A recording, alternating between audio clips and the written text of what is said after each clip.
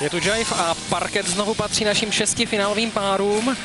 Možná jste zaregistrovali, že mezi těmi 6 páry máme všelijaké smíšené německo-ruské, maďarsko-italské, francouzsko-ruské.